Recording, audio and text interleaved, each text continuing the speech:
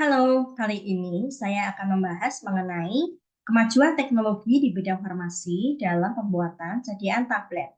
Saya Dara Prabandari, saya merupakan mahasiswi Bisnis Farmasi angkatan 41 untuk Magister Farmasi Universitas Pancasila. Presentasi ini saya buat untuk memenuhi tugas Supply Chain Management di program studi Magister Farmasi Universitas Pancasila tahun 2024. Ini merupakan outline dari presentasi saya. Yang pertama saya akan membahas mengenai definisi dari tablet, kemudian cara pembuatan tablet, kemudian teknologi dalam proses mixing atau pencampuran, dan yang terakhir teknologi dalam proses cetak. Yang pertama adalah definisi tablet. Definisi ini saya ambil dari Departemen Kesehatan Republik Indonesia tahun 1995, di mana tablet adalah sediaan padat kompak dibuat dengan tempat cetak dalam bentuk tabung pipih atau sirkuler, kedua permukaannya rata atau cembung, mengandung satu jenis obat atau lebih, dengan atau tanpa bahan tambahan. Kita bisa lihat bahwa di samping ini adalah contoh dari tablet.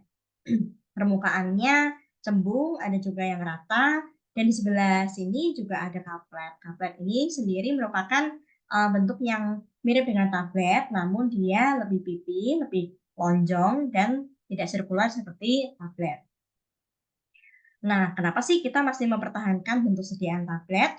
Karena dia memiliki beberapa keuntungan. Yang pertama, ketepatan dosis. Jadi ketika kita menggunakan tablet atau mengkonsumsi tablet, kita mengkonsumsinya pasti merupakan satu dosis yang utuh, tidak perlu ditara-tara seperti kita kalau mengkonsumsi sirup. Ketika kita mengkonsumsi sirup, kita pasti akan menara dulu dengan sendok atau dengan gelas takar, sehingga ada kemungkinan untuk kita menuang kelebihan atau kekurangan dosis. Namun tidak seperti itu untuk tablet karena kita hanya tinggal mengkonsumsi saja dan dosisnya itu sudah pasti pas dengan yang diharuskan. Yang kedua adalah mudah cara pemakaiannya karena tinggal ditelan atau dihisap atau dikunyah. Yang ketiga stabil dalam penyimpanan karena tablet itu merupakan bentuk sediaan yang kering. Kita tahu bahwa air merupakan media yang paling baik untuk pertumbuhan mikroba, sehingga ketika sediaan kita mengandung air, maka pasti tidak akan stabil dalam penyimpanan atau kurang stabil dalam penyimpanan. Namun tablet bentuknya kering, sehingga pasti akan lebih stabil dalam penyimpanannya. Kemudian mudah dalam transportasi, dan yang kelima, dari segi ekonomi relatif murah dibanding dengan bentuk sediaan obat lainnya. Karena tablet biasanya akan dikemas dalam bentuk strip atau blister dan pastinya akan lebih ekonomis dibandingkan dengan menggunakan vial, ampul, ataupun botol-botol.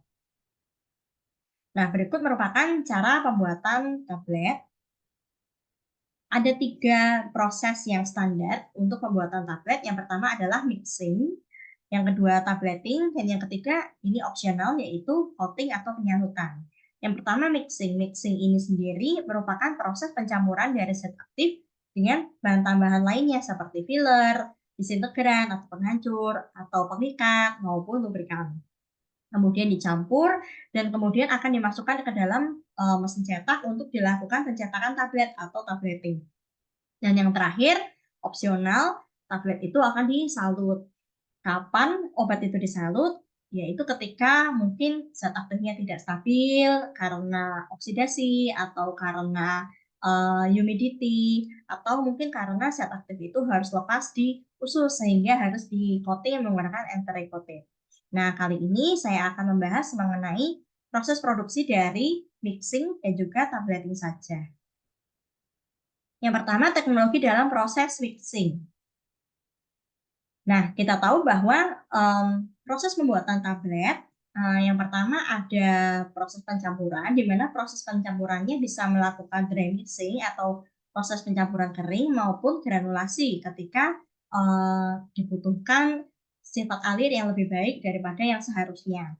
Nah, granulasi itu sendiri dapat dibagi menjadi granulasi basah, kering, maupun spray granulation.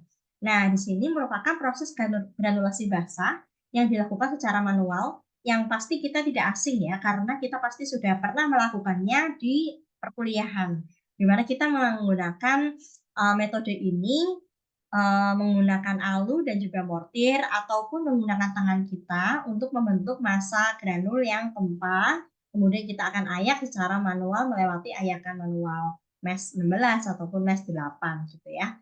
Nah, kita bisa lihat bahwa proses granulasi basah secara manual yang dulu kita pernah lakukan ini tidak reproducible karena prosesnya pasti tidak akan seragam batch to batch karena mengandalkan kekuatan tangan, kekuatan adukan dari tangan kita sendiri. Karena kita tahu bahwa segala sesuatu yang manual pasti tidak akan bisa konsisten batch-nya. Dan juga ini tidak bisa visible untuk dilakukan dalam skala besar, sehingga tidak mungkin bahwa industri farmasi yang sudah settle, sudah established, masih menggunakan proses granulasi basah secara manual. Nah, biasanya proses granulasi basah akan dilakukan menggunakan high shear mixer.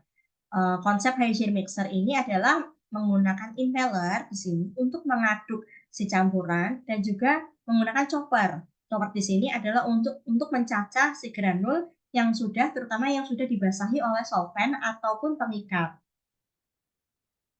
Kita bisa lihat bahwa granul yang terbentuk pastinya akan lebih seragam dan juga reproducible batch to batch-nya karena sudah diaduk menggunakan mesin yang sudah terkualifikasi secara speed dan juga waktunya. Selanjutnya, proses granulasi kering. Nah, di proses granulasi kering ini dibagi menjadi dua macam. Yang pertama menggunakan roller compaction dan yang kedua menggunakan slugging. Jadi, konsepnya yang pertama pastilah zat aktif akan dicampurkan dengan menggunakan bahan tambahan. Nah, kemudian untuk metode yang pertama, roller compaction, campuran tersebut akan dilewatkan ke dalam roller sehingga membentuk compact seperti flakes-flakes seperti ini, dan kemudian flakes ini akan dimilling atau diayak sehingga menghasilkan granul yang lebih kecil dan kemudian akan dicetak menggunakan mesin cetak. Nah, kemudian untuk metode slugging, tablet akan dihasilkan, tablet yang dihasilkan berbentuk slug ya, jadi tabletnya lebih besar gitu ya. Tablet ini dihasilkan dari pencampuran sebelumnya, kemudian tablet slug yang besar itu akan dimilling dan kemudian diayak untuk membentuk granul yang lebih kecil-kecil sehingga kemudian bisa dicetak menjadi tablet yang lebih proper, lebih baik. Nah, ini adalah salah satu proses slugging, jadi proses milling. Jadi ketika tablet sudah dicetak membentuk tablet slug, kemudian dia akan diayak seperti ini menggunakan proses milling. Kemudian dia akan turun ke ayakan di bawahnya, sehingga membentuk granul yang lebih seragam partikelnya dan sifat alirnya juga justru jadi lebih baik, sehingga proses cetak jadi lebih smooth. Yang ketiga adalah proses pre-granulation. Nah, proses pre-granulation ini merupakan proses granulasi yang lebih complicated ya, dan lebih baik karena dia konsepnya adalah menerbangkan partikel, kemudian dia akan disemprot dengan solvent atau pengikat ya, sehingga dia akan membentuk granul-granul yang lebih besar, dan yang jelas granul yang terbentuk pastinya akan mempunyai ukuran partikel yang lebih seragam daripada granul-granul yang terbentuk dari proses granulasi basah maupun slugging.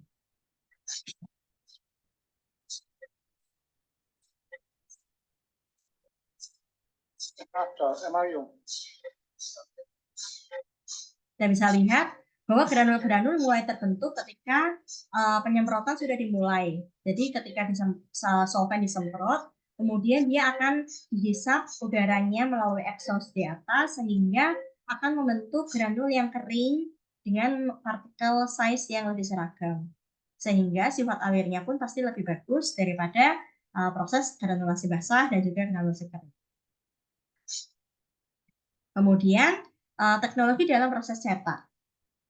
Nah, ini merupakan mesin cetak single punch yang pastinya sudah kita pernah pakai ya waktu di laboratorium pertama kita di kuliah. Kita bisa lihat bahwa ini sangat sederhana karena hanya terdiri dari hopper, kemudian nanti partikel atau balok akan dimasukkan ke dalam hopper, kemudian akan turun ke punch and dice, kemudian akan dicetak menjadi tablet. Di sini ada satu punch ya, single punch. Nah, untuk industri-industri farmasi yang lebih established, dia akan menggunakan mesin cetak dengan menggunakan multiple punches, di mana biasanya punch-nya sudah berjumlah 40 sampai 80 punch, sehingga proses cetak menjadi lebih smooth dan lebih cepat. Kita bisa lihat bahwa proses cetaknya lebih mudah ya, karena punch-nya lebih banyak, dan juga mesinnya juga lebih settle.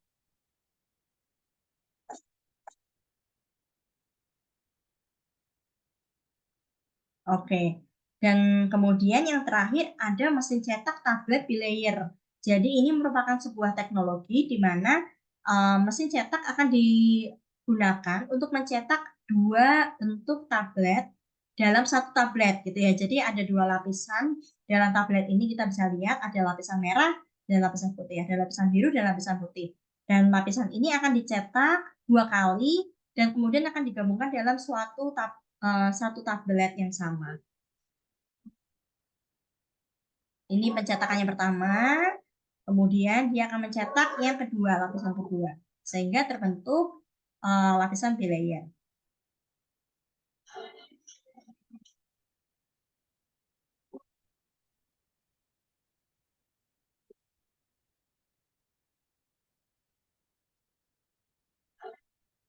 Oke, demikian presentasi saya. Terima kasih atas partisipasinya. Jangan lupa like, subscribe, dan terus belajar. Dadah!